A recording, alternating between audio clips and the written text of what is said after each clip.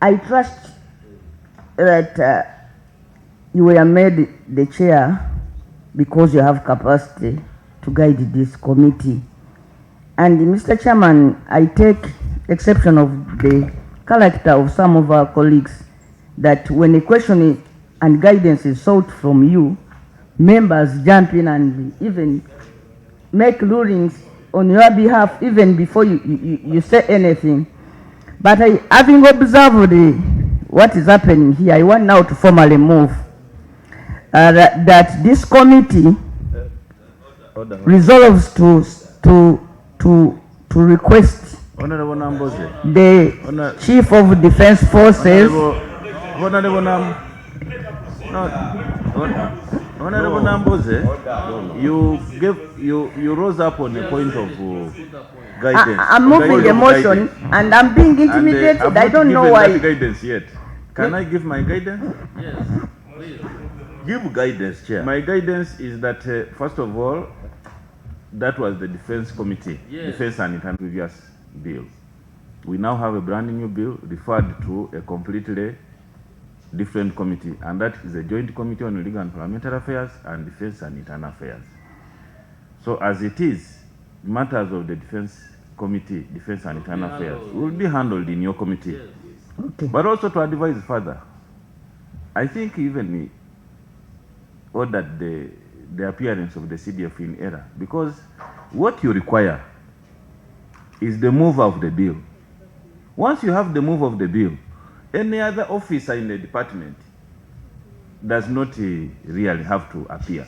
So what you needed was the move of the bill. Once we have here the Honorable Minister of Defense alone, me I would proceed with the bill. So I wish to move that this committee interests himself to interfacing with the Chief of Defense Forces to enrich the business of this committee, because you know he's the overall commander, and I think everything else, even the court martial itself, all whatever we are putting here will be under his direct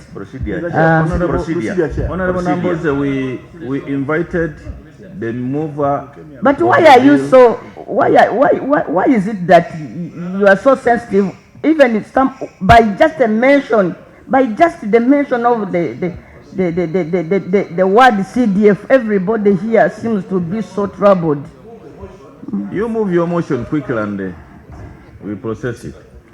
Mr. Chairman, I wish to move that among the people this committee interfaces with during this process includes the Commander of Defense Forces of Uganda, General Muhoozi Kainerugaba, to enrich the business we are handling here, because as the overall command of the forces, and this bill directly affects his office, that it will be very important if we interface with him. Mr.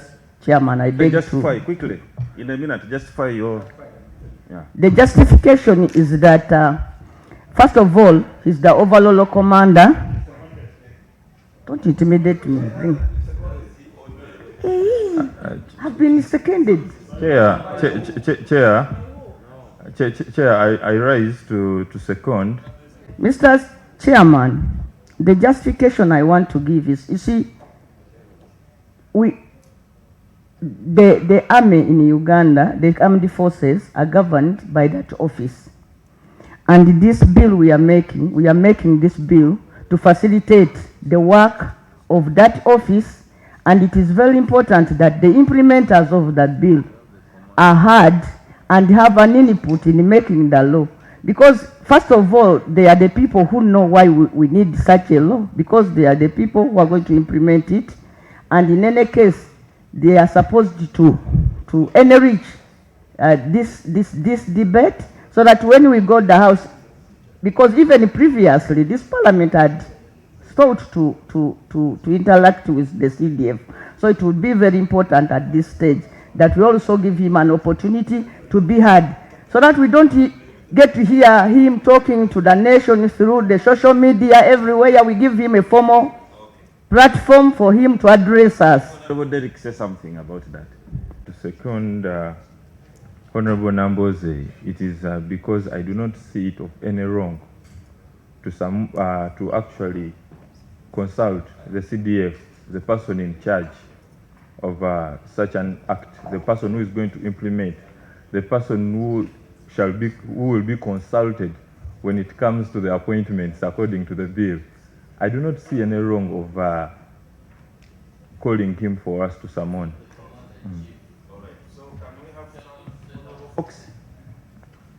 Considering bills, we invite entities and persons. The consideration for inviting entities and persons are basically two. The first one is relevance. The second one, related to the first one, is value addition. This particular bill was sponsored by government. It's endorsed by a sitting Minister for Defense and Veteran Affairs, the Honorable Jacob Oboth. He is sufficiently competent, as you stated, to defend his bill, and he did defend this bill. We had questions for him that were asked. We still have questions for him. He's appearing at 2. You had stated this. I don't therefore see the value addition. First of all, the relevance of the CDF and the value addition over and above what his minister is going to state. Secondly, Honorable Chair, the army, the UPDF, is subordinate to the civilian authority. General MK is subordinate to a one Jacob Oboth, who is his political supervisor. After we have interfaced with the political supervisor, why must we look for subordinate officers? And lastly, Honorable Chair, in the command structure of the army, the commander-in-chief is the highest person. If we wanted anybody in the command structure, we should be looking for the commander-in-chief after the minister. The person we should be looking for is the commander-in-chief, not the CDF.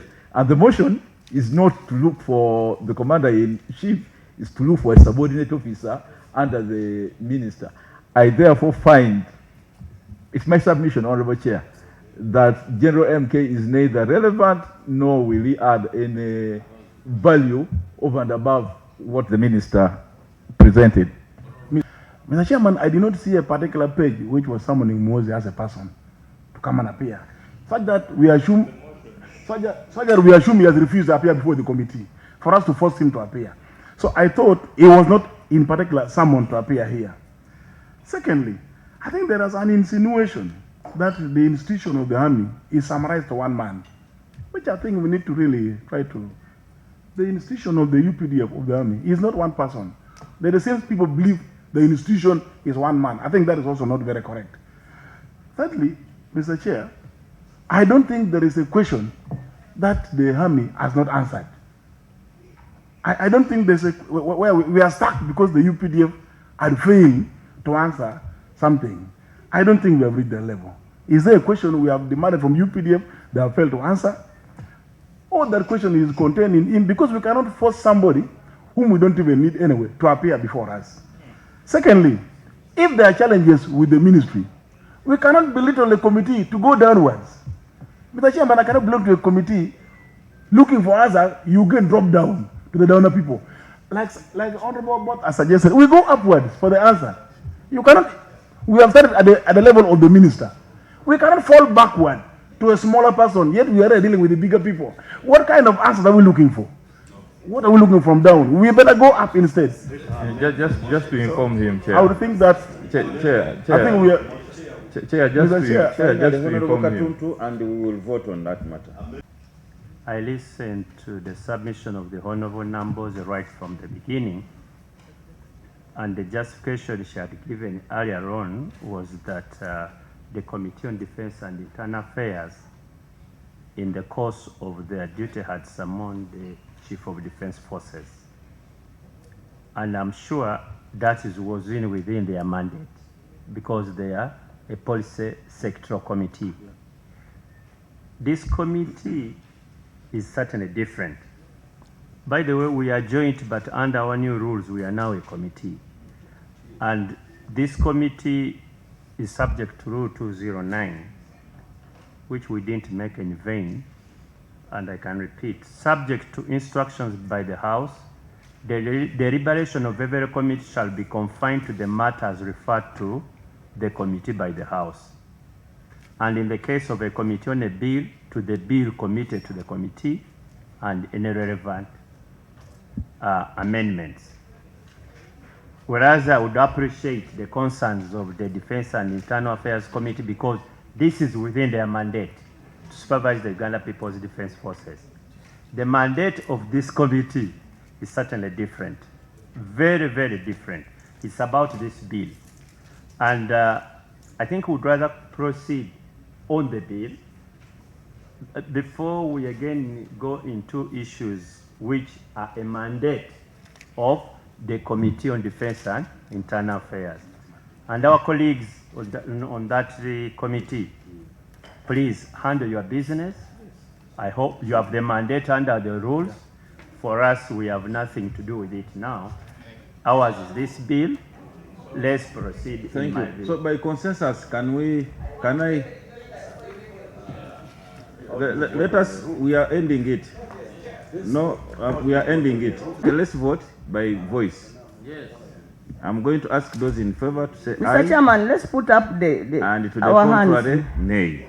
By voice. So those in favor, you will say aye, and to the contrary, nay. Those in favor will say aye, and to the contrary, You nay. are still teaching us on how to vote. He The hasn't nays coded have the it. vote.